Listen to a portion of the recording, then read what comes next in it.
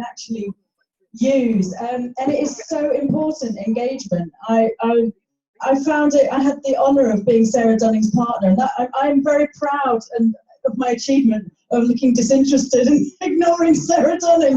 How hard is that? Blooming heck! I felt so rude, it was so uncomfortable.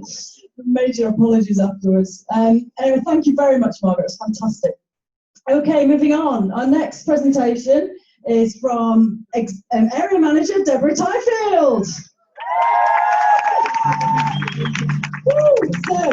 Great picture, Deborah. I really need to sort my picture out, don't I? Area Manager Deborah Tyfield, she's got a background in music. She's a trained opera singer, and she's very passionate about setting up her own charity, which will help teenagers, which is law of attraction. But funnily enough, she found Arbonne.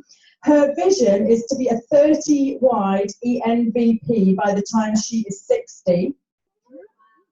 And apparently she has 32 years left to make that happen. So that's pretty much almost one a year, isn't it? That's a great vision. So would you all welcome onto the stage Deborah Tyfield?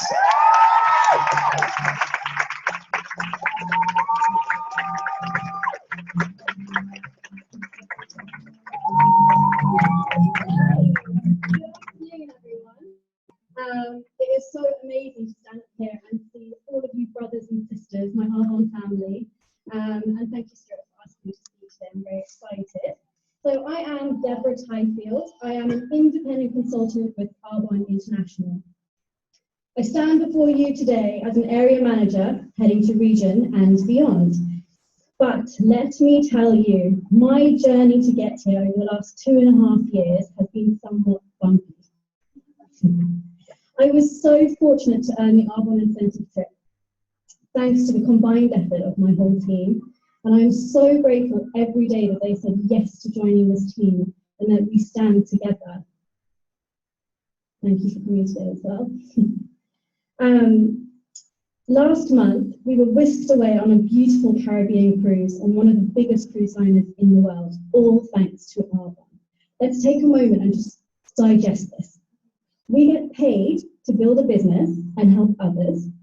And then when we do well and we earn an Arbonne incentive trip, Arbonne pays for a holiday. How incredible is that?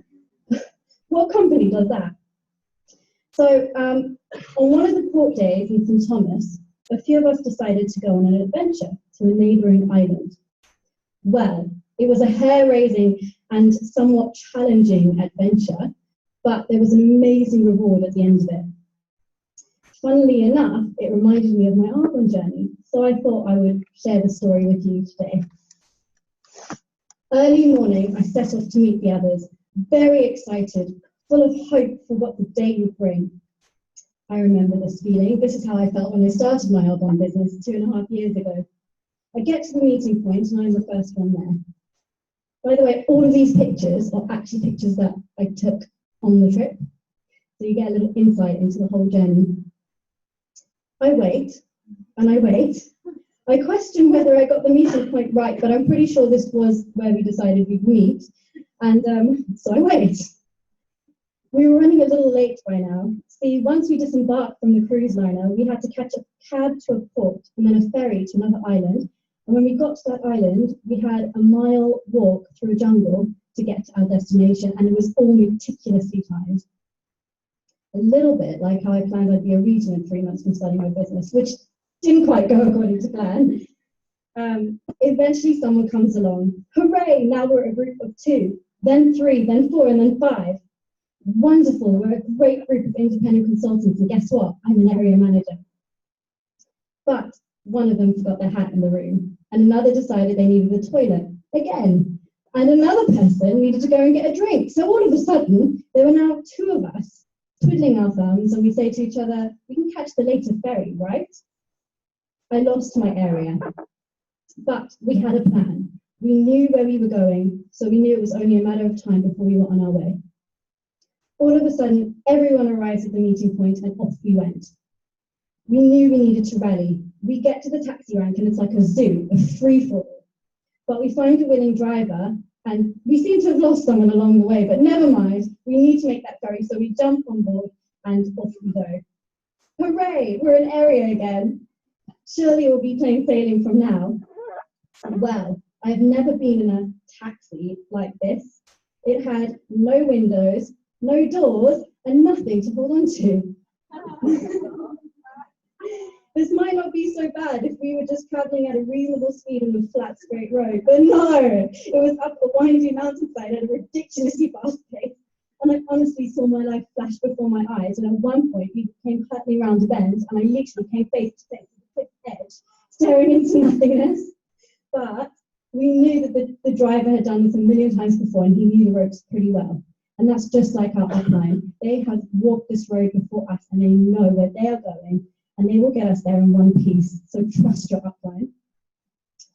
At last, we're at the port, and we've made it with 1 minute to spare. We run into the terminal, and the ferryman stops us and says, "Sorry, guys, this ferry is full." We literally saw it was there. It was literally there. And they're like, "Sorry, it's full, but don't worry, there's another one in an hour." So can you believe it? But you know what? While we were waiting, something great happened. We were in the right place at the right time. Another taxi load of people arrived, and our friend, who we'd lost at the taxi rank, rejoined our group, and he brought along with him many friends. And you know what? Remember that people are watching you with your Arbonne business, and they will want to join the fun, and they will join your team. Finally, we climb aboard the ferry, and I happened to meet two lovely independent consultants who were completely down to earth and normal. After a while of chatting, I discovered one of them has been part of Arbonne for 13 years, and the other is 20 years into her Arbonne journey. At this point, my heart is racing, and I asked, "You guys, you must be, are you MVPs?" And it turns out I was talking to two Arbonne celebrities, Linda Lovelace and Tory Brandt. They spoke of the challenges they've had to overcome, even once they were national vice presidents, and their passion and love for Arbonne all these years later shone through and is as strong as ever. Both of their husbands, independently of each other, came up to me and told me to never, ever give up. This is the best business you will ever come across. And for me, this speaks volumes about Arbonne. We really do have the best culture, with the best product, with the best people, and we attract and keep very successful men and women in this organisation. Remember that. Phew, finally, we arrive at the island, and we begin our trek towards the jungle, but without a map and no directions, this suddenly becomes a challenge in itself. Perhaps we should have had a map. After a while of walking, we find someone, and actually the men in our group ask for directions. You know, sometimes it is okay to ask for help. You can turn to your upline and ask, or your sidelines. Take a left for the instructions, and sure enough, we find the edge of the jungle. That's us heading off into the jungle. Right, well, I'm wearing flip-flops, and it's not quite the terrain I'd imagined. A stroll through the jungle, they told me, but no.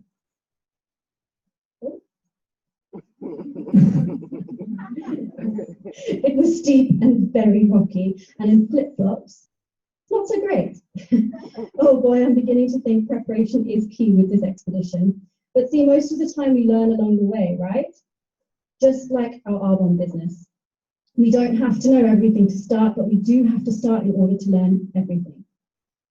So perhaps in this situation, reading would have been a good idea. We can learn valuable skills when we read, and the terrain wouldn't feel as rocky, if you know what I mean.